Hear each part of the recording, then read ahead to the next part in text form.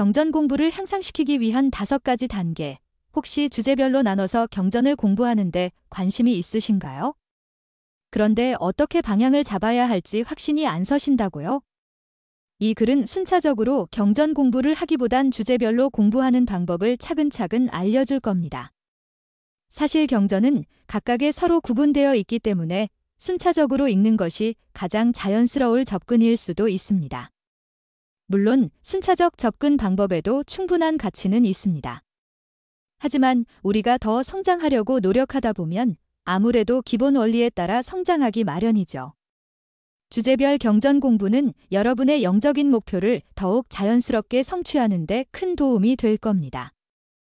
러셀 벨라드 장로님은 말씀하셨습니다.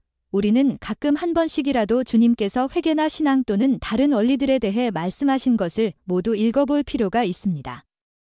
1단계, 학습할 주제를 정하는 방법. 여러분은 경전 안내서, 영어 경전에서는 타피켈 가이드가 거의 600페이지에 달하고 3,500종류의 주제를 포함하고 있다는 걸 알고 계셨나요? 그것은 거의 평생에 걸쳐 공부할 분량이죠. 이렇게 많은 주제를 다 소화해낸다는 것은 압박으로 다가올 수도 있는데요. 그럼 어떻게 시작을 해야 할까요? 1. 여러분의 관심사. 현재 여러분의 레이더망에 걸려있는 경전 주제가 있나요? 혹은 근래에 호기심을 갖게 된 것은요? 여러분의 공부 주제를 정할 때 단순히 여러분 개인이 관심이 있는 것으로 제한하기보단 최근의 성신을 통해 호기심을 갖게 된 것들까지 포함시키는 것은 어떨까요? 최근 연차 대회, 성찬식, 주일학교 시간 등에서 알게 되어서 여러분의 뇌리를 떠나지 않는 주제들이 있다면 그것을 공부하는 것을 고려해 보세요. 2. 여러분의 부름. 여러분의 부름을 수행하는 데 어떠한 주제들이 필요한가요? 만약 여러분이 교사라면 학습할 주제를 다음 공과에 필요한 것에 관련된 것으로 정할 수도 있겠죠. 만약 여러분이 청남회장이라면 인내에 대해서 공부하고 싶으실 겁니다. 여러분의 부름이 복음 주제와 연관되는 많은 경우가 있을 것입니다. 그런 주제들이 여러분을 경전 공부의 길로 이끌어 줄 겁니다. 3. 여러분이 직면한 도전들. 우리가 필요할 때 경전은 우리를 축복해 줍니다. 주제별 학습은 이러한 축복의 문을 여는 데에 있어서 정말 강력한 방법이기도 하죠. 여러분은 어떤 어려움을 겪고 있나요? 예수 그리스도의 성품을 닮아가는 데에 있어서 어떠한 어려움들이 있죠? 이러한 부분들은 여러분의 주제별 경전 학습의 훌륭한 시작점이 될 수 있습니다. 주제를 고를 때 고려해야 할 또 한 가지 요소는 그 주제에 얼마큼의 시간을 할애할 것인가입니다. 만약 일주일의 시간만 주어져 있다면 신앙처럼 추상적인 주제를 고르지는 않겠죠. 대신 예수 그리스도에 대한 신앙을 나의 삶을 어떻게 축복할 수 있는가? 처럼 좀 더 구체화시키는 것을 고려해 보세요. 2단계, 주제별로 경전을 찾는 방법. 공부할 주제를 찾았다면 이제는 관련된 경전 구절을 찾아야겠죠.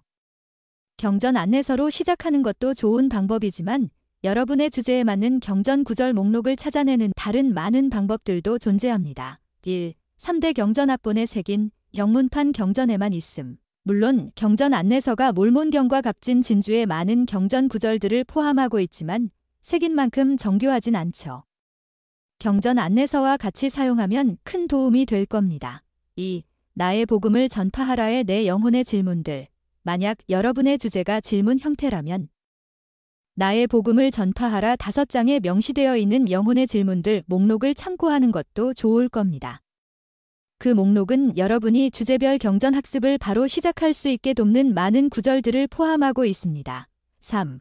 LDS.org 주제별 학습 웹페이지. 예수 그리스도 후기성도 교회 공식 홈페이지에는 주제별 학습 목록이 상당히 잘 정리되어 있는데요. 그곳에 올라와 있는 글들은 여러분의 학습 보충 자료로 쓰일 만한 많은 경전 구절들을 포함하고 있습니다. 4. 연차 대회 말씀 LDS.org로 접속한 후 주제별 경전 구절 찾기로 들어가 보세요. 그리고 검색 조건을 연차 대회로 제한합니다. 그 말씀들의 끝부분에 보면 여러분의 주제에 관련된 긴 경전 구절 목록을 찾아볼 수 있습니다. 경전 구절 목록을 작성하는 또 다른 방법은 BYU의 LDS 경전 목록 새긴 LDS 사이테이션 인덱스를 참고하는 겁니다. 만약 여러분이 한 구절로 시작하신다면 그 구절을 인용하고 있는 모든 연차대회 말씀을 찾을 수 있습니다. 그 후엔 그 말씀들이 인용한 다른 구절들을 찾을 수 있고 이 과정을 반복하면 되겠죠. 5. 비공식 자료들. 여러분의 친구나 가족원들을 비공식 자료로 활용하세요. 저녁 식사 시간에 묻거나 많은 사람들이 쉽게 접할 수 있는 소셜 네트워크에 메시지를 올리세요. 많은 사람들이 그들의 가장 좋아하는 구절들을 나눌 거예요. 3단계, 경전을 읽고 이해하는 방법. 여러분의 주제에 해당하는 경전 구절 목록을 완성했다면 이젠 그것을 읽고 그것이 무엇을 말하려고 하는지 이해할 순서입니다. 빌, 질문. 제프리 R. 홀런드 장로님께서는 마음속에 보다 더 많은 질문들을 가지고 경전을 읽으십시오라고 말씀하셨습니다. 정한 주제를 공부하기 시작할 때 여러분이 그 공부를 하는 동안 답변을 찾고자 하는 여러 가지 질문들을 마음속에 간직하신다면 좋을 것 같네요. 또 경전 구절을 읽으면서 질문을 계속 떠올리고 다음 구절로 넘어가기 전에 그 질문에 대한 답을 찾으려고 노력하는 시간을 가질 수 있습니다. 2. 맥락과 관련 짓기. 경전 구절들을 이해하는 가장 좋은 방법은 그것이 쓰인 시대적 맥락과 문화적 맥락을 이해하는 것입니다. 연구 중인 구절의 맥락을 이해하기 위해 주변 장 전체를 읽는 것도 좋고 시간이 충분하지 않다면 그 장의 머리글로도 맥락을 이해할 수 있습니다. 3. 요약하기. 여러분이 다음 구절로 넘어가기 전에 읽은 구절을 확실하게 이해했는지 확인하고 싶다면 그 구절이 의미하는 것을 직접 요약해보는 것도 정말 좋습니다. 학습일지는 여러분 개인의 요약을 쓰기 시작할 수 있는 좋은 도구가 됩니다. 4단계, 읽는 구절 속의 패턴 찾기. 학습 주제에 해당하는 모든 구절을 다 읽은 후 여러분은 그 목록 전체가 어떤 것을 의미하는지 알고 싶을 텐데요. 이것은 패턴을 인식하는 것을 필요로 합니다. 1. 요약을 다시 읽기. 여러분이 기록해둔 학습일지의 요약들을 다시 한번 보는 것은 패턴을 인식하는 데에 있어서 훌륭한 시작점입니다. 다시 한번 살펴보면서 같은 단어나 개념이 여러 차례 나타나는지 보세요.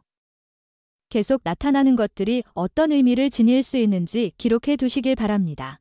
요약문들 사이에서 패턴을 인식하기 위해서 제가 주로 하곤 했던 방법은 작은 다이어그램을 그려서 개념들 사이 관계를 화살표나 등호를 사용해서 연결 짓는 것이었습니다.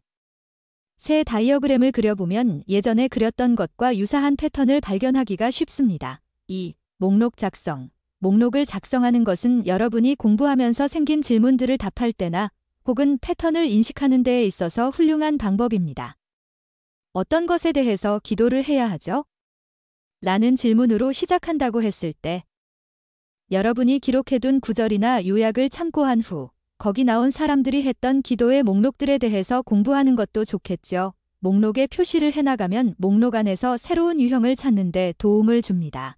3. 베드나 장로님의 접근 방식.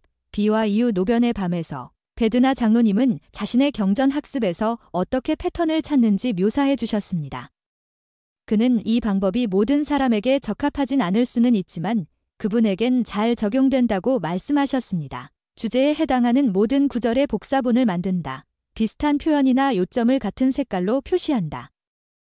같은 색의 구절들을 한 묶음으로 각각 묶는다. 이렇게 만들어진 각각의 묶음을 검토하는 과정을 통해 베드나 장로님은 주제와 패턴을 구분하셨다고 합니다.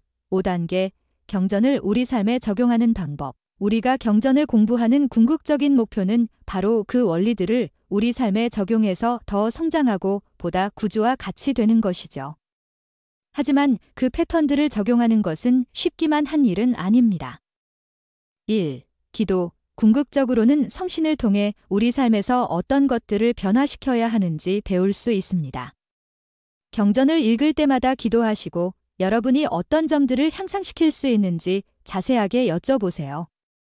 기도를 마친 후에 충분한 시간을 갖고 영감에 귀 기울여보고 마음속에 들어오는 영감을 적어보세요.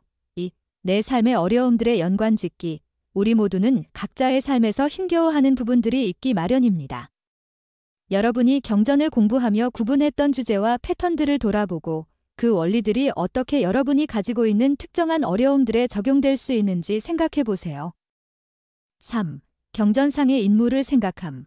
경전 공부의 가장 큰 장점 중 하나는 우리가 배운 것을 삶에 적용하려고 했던 역사상 첫 번째 사람들이 아니라는 점을 아는 것입니다.